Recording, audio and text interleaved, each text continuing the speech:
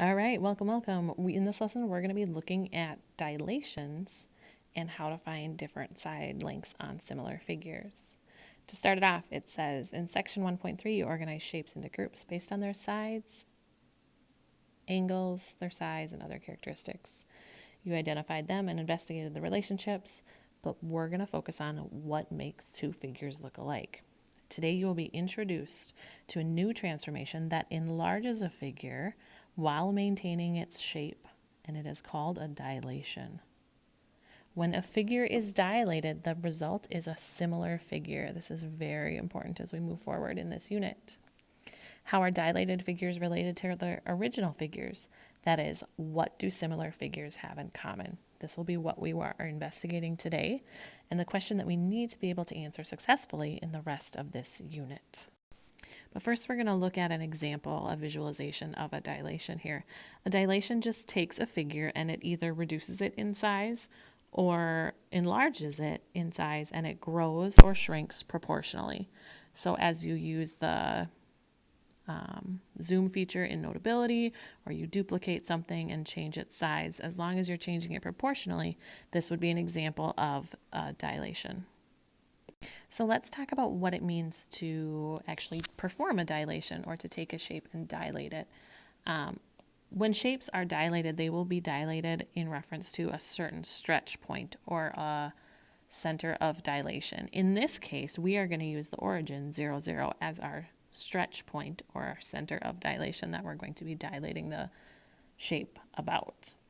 Now, for this first example, I'm going to go ahead and do a scale factor of 2. So I think the easiest way to do this, since I'm dilating about 0, 0, and my scale factor is 2, I'm going to take the coordinates for A, B, C, and D and just multiply them all by 2. I can only do this when I'm dilating about the origin, but that's the most common center of dilation or stretch point that we will use. So I'll go ahead and multiply these coordinates by 2 and then connect my figures here.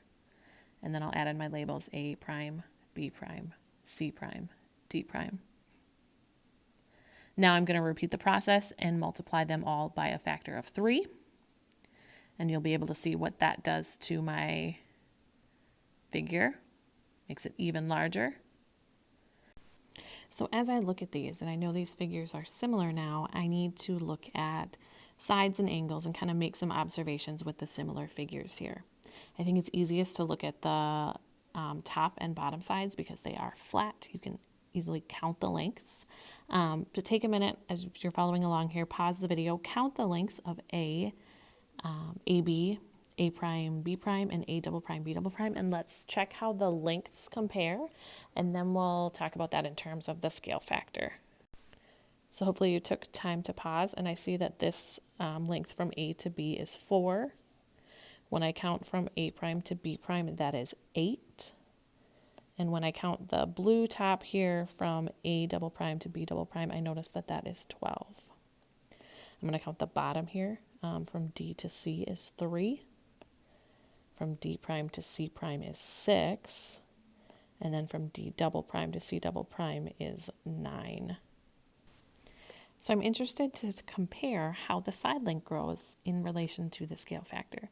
I notice here my original was 3, and when my scale factor was 2, my bottom grew to 6. My top was 4, with a scale factor of 2, that grew to 8. My side lengths all grew by that same ratio, my scale factor of 2. When my side lengths ratio, or when my scale factor is 3, I would expect that my side lengths would triple. So I look here, I see it triples from 3 to 9 and from 4 to 12. So the next piece that I'm really interested in is what happens to the angles. So I've cleaned up this diagram a little bit. I'm just looking at my scale factor of 2, and I'm actually going to play this animation for you. I want you to watch what happens with the angles. So as I go ahead and move this, I notice that C and C prime match up perfectly, as do B and B prime. A and A prime match up, as well as D and D prime. And because they match up like that, I know that those angles are the same. So even though I did my dilation, angle B stayed the same as angle B prime, C stayed congruent to C prime, Angle D is congruent to angle D prime, and angle A is congruent to angle A prime. In similar figures, even though the sides may change, the angles do not. So the important aspect of dilation is that the shape does not change even though the size may change. The angles do not change even though the size may change. The dilation does not affect angles, and the lengths change proportionally, meaning they all grow at the same rate. When two figures are related by a series of transformations, including a dilation, they are called similar figures. Similar figures have the same shape, but not necessarily the same size.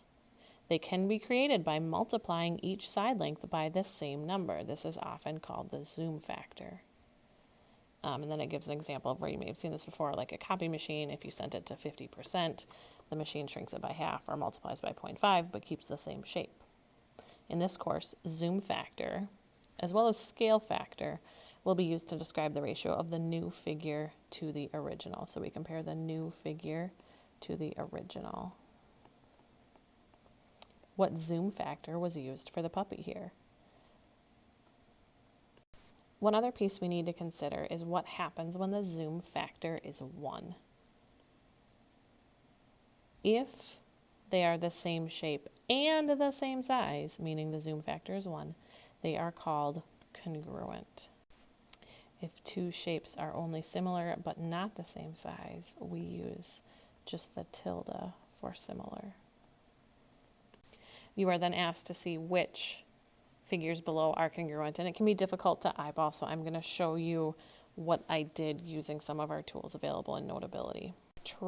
So I've traced shape A, and I'm going to rotate it and see which one it lines up with. It looks like it's a little too wide at the one side to be congruent to B, so I'll try matching it up with C.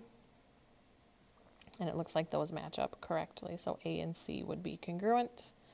And then I'll check again with D. So look there, it is not a perfect fit for D. So I would know that A and C would be congruent. Lastly, we're going to look at ratios when we have similar figures. I have two C's here, the original and the one that has been enlarged. Since the zoom factor multiplies each, then the ratio of the widths must equal the ratio of the lengths. So if I compare, in this case, the heights, if I compare 24 over 8, that ratio must be the same as the ratio of the widths. Now when I check them, 24 over 8 is 3, 18 over 6 is 3. But I want to pay close attention to how I set this up. I chose to compare the left side of the figure to the left side of the figure, and its corresponding bottom side to the corresponding side in the other. Then when I wrote my ratios, this is important, I picked figures or side lengths from the figure on the right to go on top, and the left went on bottom. This was the right side figure from the right and a length from the figure on the left. I have to keep those matched up. Let's look at this bottom part here. She's decided to create an enlarged seat for the door of her bedroom. To fit, it needs to be 20 units tall. So here's the original, and we're making it 20 units tall. So those are the corresponding sides. And then if x is the width of this C, write and solve an equation to find out how wide the C on the door must be. Okay, so I'm going to check this here. These are my corresponding sides here. So I'm going to write a proportion and use my cross product property. I'm going to compare 8 to 20. The left side on the smaller figure to the left side on the larger figure. And then I'm going to compare 6 over x, the bottom of the smaller figure to the bottom of the larger figure. Then I can use my cross product property and multiply 20 by 6 and set that equal to what I get when I multiply 8 by x. That gives me a very simple equation that is a result that I know how to solve. When I divide, I get x equals to 15. So it looks like this should be 15 units long. as you do these problems, the easiest way to figure them out and to solve them is to use a proportion where your two ratios are equal to solve. All right, so this is it. I'm going to leave you with these two problems to solve. Assume that one triangle has lengths 6, 7, and 10, while another has lengths 3, 4, and 5. Are these triangles similar? It may be helpful to sketch a triangle.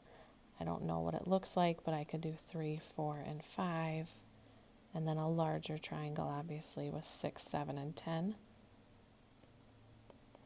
I may want to compare corresponding smaller sides together, medium sides together, and larger sides together to check to see if they have the same ratio. And then for the second one, I need to go ahead and find the values of x and y. So again, I'm going to use my tools that I have at my fingertips to mark my corresponding sides and then write a proportion to solve.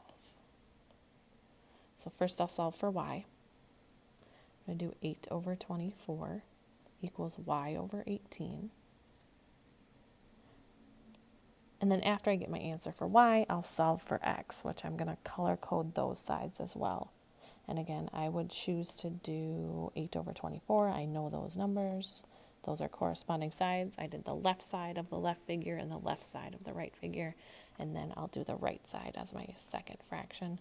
Again, I'm going to do 11 over x because I did 8 over 24. If I did 24 over 8, which I certainly could do, I would have to do x over 11.